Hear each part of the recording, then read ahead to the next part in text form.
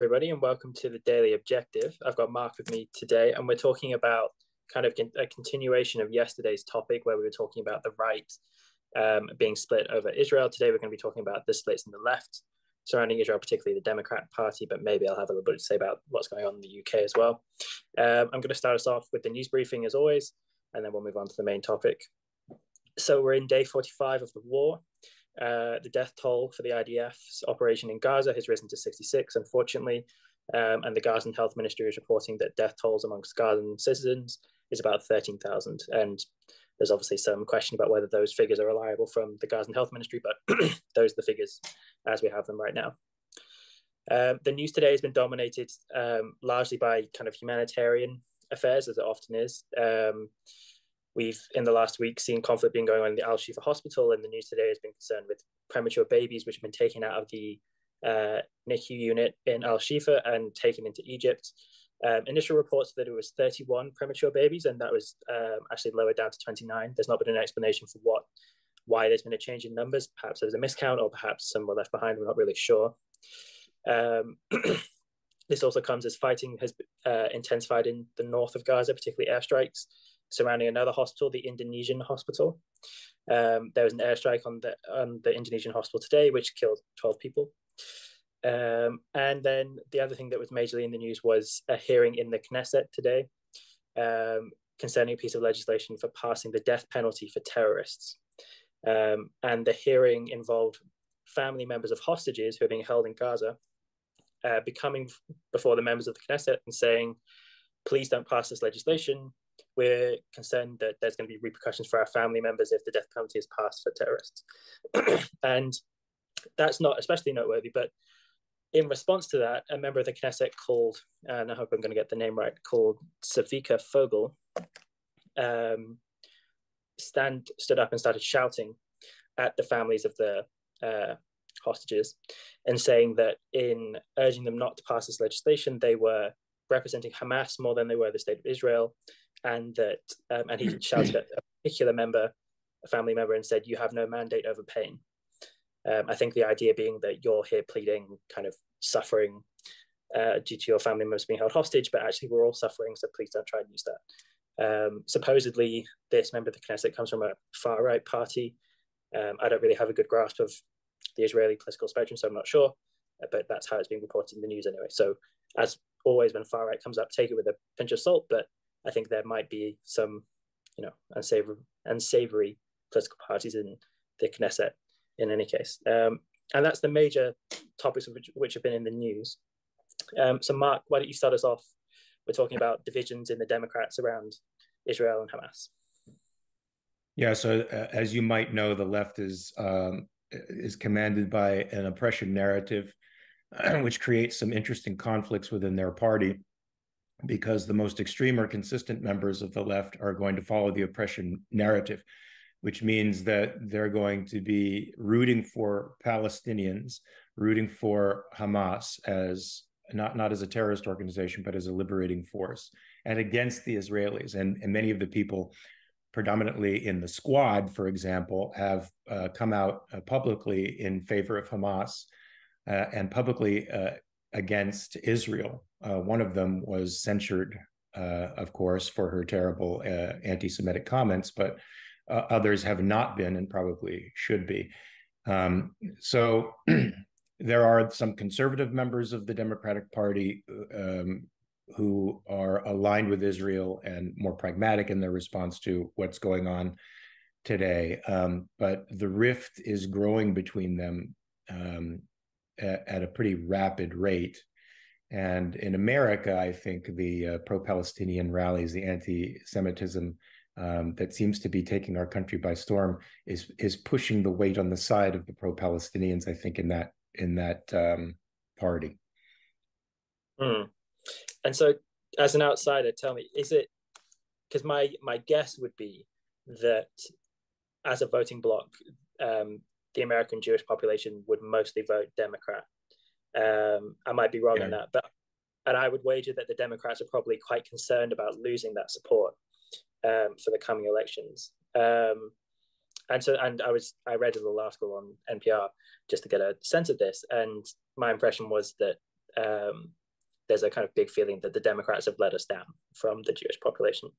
And then the Squad, I'm I'm kind of familiar with that. Is that Alexandra Ocasio-Cortez and Ilhan Omar, right? And then Yeah. and who are the other ones? Talib, Cory Booker, I think, and maybe one or two others. But yeah, the radical quote unquote wing of the Democratic Socialist wing of the Democratic Party. Yeah. So have they addressed the kind of I guess that wing of their voting base then? But like, what have they said to kind of convince, or have they done anything like that at all? I don't know. I think there's also been a mass exit. There's been a mass exodus of African Americans from the party. It's swinging right towards Republicans, and I think there's also been a similar movement from the Jewish community over the last several years, since Trump, believe it or not, a movement of probably the more religious conservatives over to the right, to the Republican Party. I mean, I feel the reasons those groups of people vote Democrat anyway feels more bound in tradition than in context rather than in actual facts, in the present moment. And the more some of those groups ground themselves in what their actual goals are and see what the Democratic Party is all about, the more they leave the party in droves. Since 2020, I think the vote from these various interest groups has decreased pretty intensely. Mm. And so I don't know that they're going to. So I don't know that they're going to address it. I think they're going, and I don't know how they would address it because there's other groups that fall into their oppression narrative much more easily, and they're certainly picking up those groups much more easily than the modern Jewish folks do. Yeah, and that article I was reading was an interview with a kind of I guess pro-Israel demonstrator in DC, and who was a Jewish lady, and she was saying that she had kind of traditionally supported the Democrats because she believed in progressive values. She believed in protecting minorities, particularly LGBT minorities, who the Democrats, make a lot of hay about being in favor of. And she, as we've kind of mentioned on the channel quite a few times, she thinks that there's a kind of obvious contradiction in supporting Hamas or being anti-Israel, and then also claim that you hold kind of LGBT positive values. And so I guess from the British perspective, like in Britain, the British left is also deeply divided about this, and it's a division that's so deep that I think it would, unless they can really pull something out of the bag and resolve it, it could cost the British Labour Party the next election, which they seem to be in the position to win. So this is kind of a big issue. Do you think it would be that big of an issue for the Democrats? Why don't you guys learn your lesson? Why do you guys keep electing these Labour folks? I mean, look, I have this question as well. I wish I could speak to my countrymen and change their minds, but they make bad decisions. It's like an abusive ex-boyfriend or something, that they keep electing them and then it keeps coming back around thinking they've changed and so on. I mean, and just to, I guess to talk about how it's dividing the Labour Party. As I said, there's a serious chance that they could win the next election after seeming almost, I wouldn't say unelectable for the last 13 years, but really struggling to make major ground for the last 13 years. And this is mostly driven not really by anything that the Labour Party's done that's convinced people, but because the Tory party have been so bad and have had so many scandals and so on and so forth. And Keir Starmer, who's leading the Labour Party, who I think actually nationally isn't very popular at all, who's kind of viewed as a wet letter sleeve, kind of immensely unimpressive, is actually doing quite well at positioning themselves to look like a serious party who could come in and take over the reins of government. And in doing that, I think he's kind of judged what the attitude of the country is, and he's refused to back a ceasefire.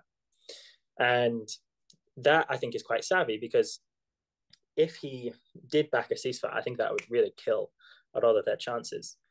His predecessor, Jeremy Corbyn, was, I think, basically lost his chances of winning an election because he was perceived as being too radically left-wing, too kind of intellectually university-educated socialist, that kind of holding those kind of values.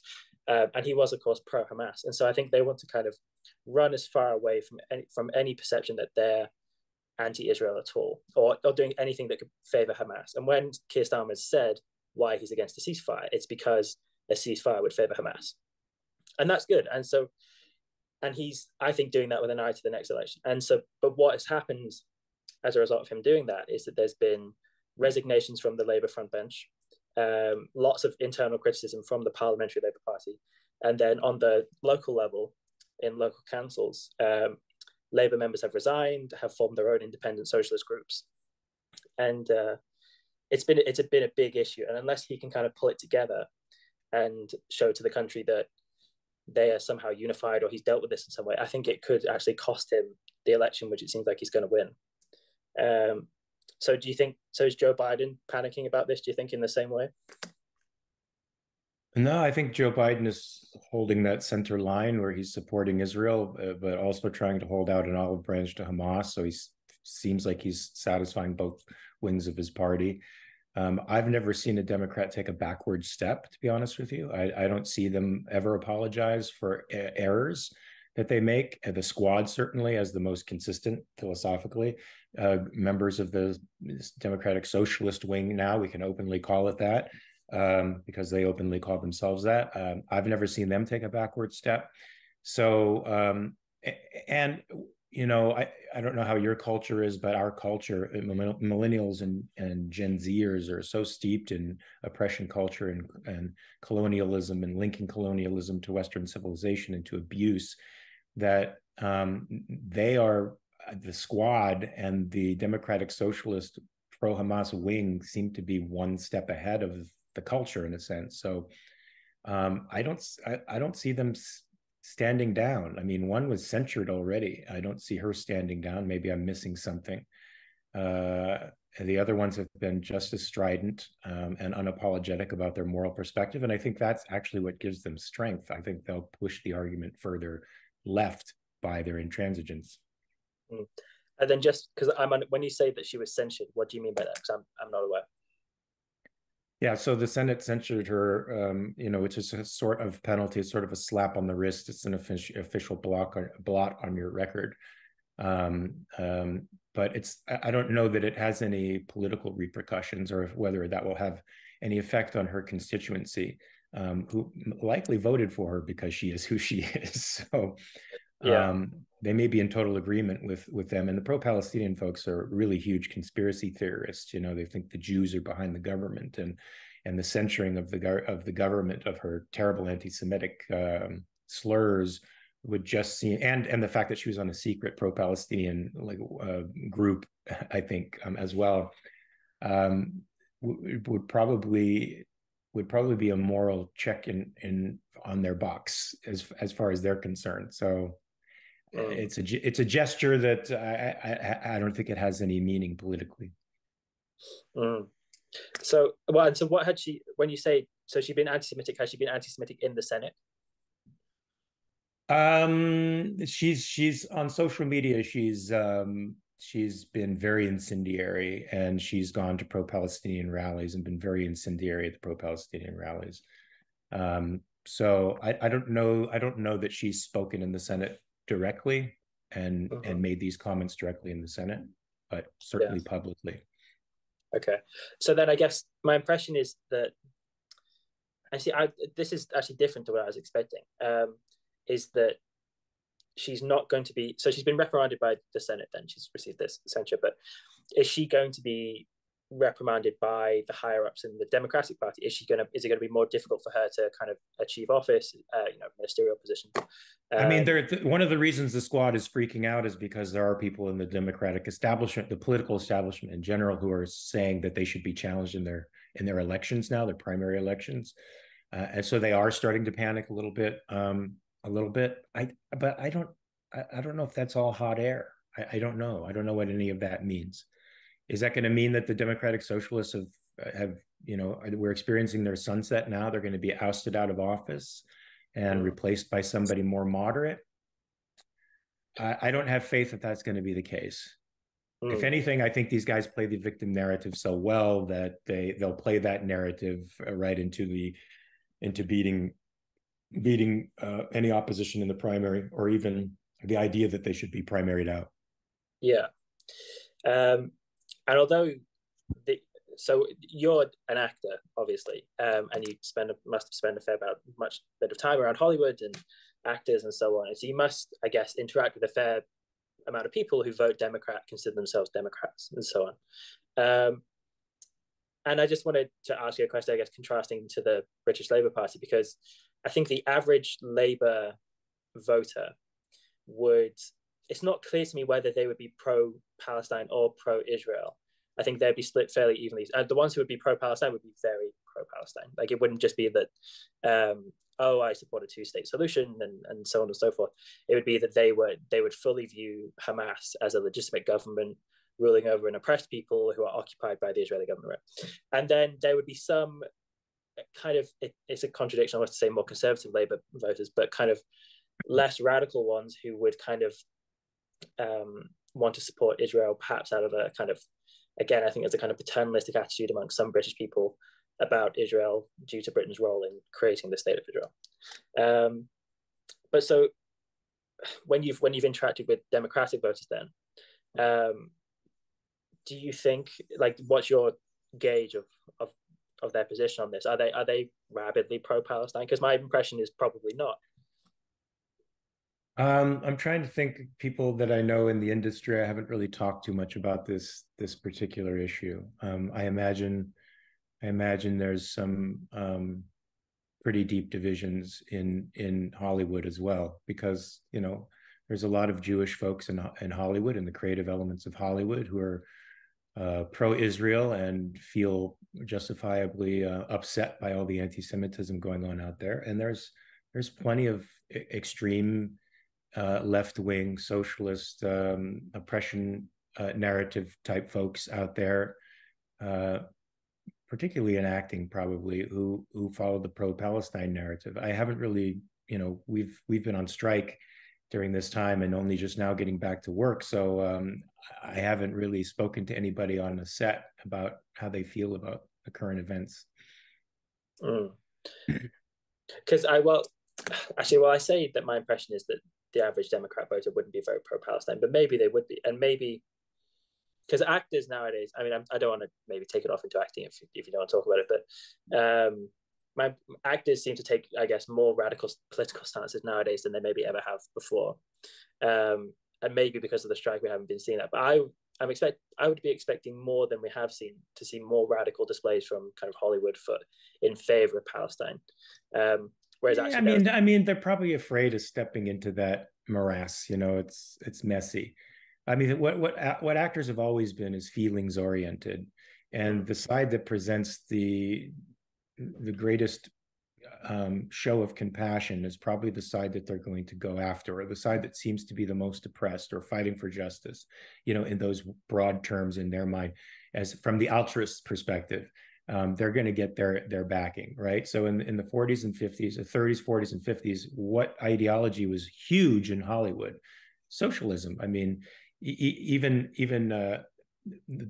my ultimate mentor, Sandy Meisner, was a part of the Group Theater, which was one of the most famous theater companies in America, and it was responsible for turning out the acting teachers who taught De Niro and Brando and Pacino, right? Lee Strasberg, Stella Adler, Sanford Meisner. They were in an ideologically cemented collective. Elia Kazan, one of the greatest American directors, was part of that collective, and he was questioned by the Committee on Un-American Activities, and he actually named names. One of the reasons so many actors did not stand for his Lifetime Achievement Award at the Academy Awards a few years before he passed away. So this is after the history of the Soviet Union was made quite clear to pretty much anybody with half a brain.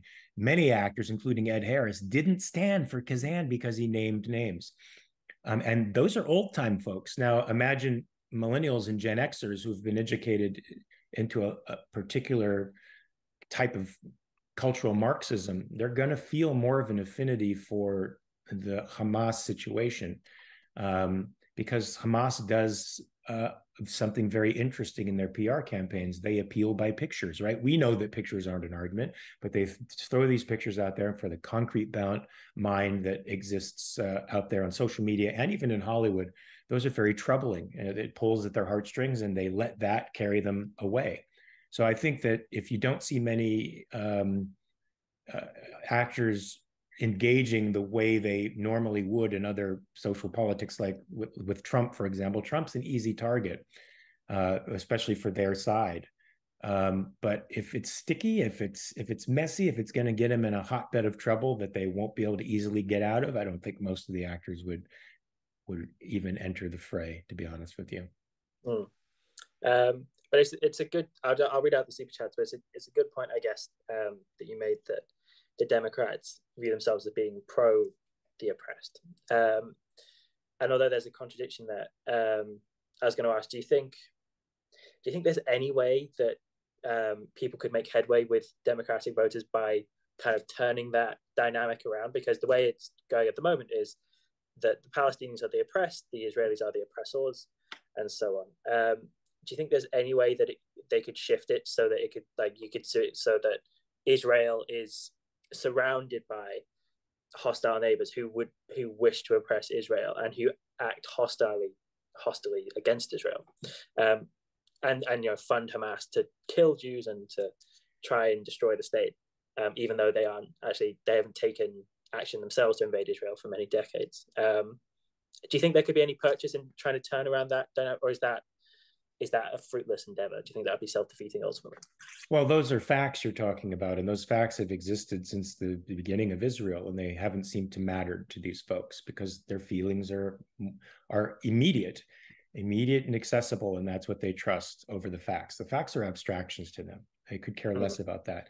And I was talking the other day on the show that we do have to change our orientation to this entire argument for sure. But it's the orientation towards the objectivist perspective, which is, certain states have a right to exist, certain others don't. And we name the conditions, we specify the conditions, what those rights to exist are.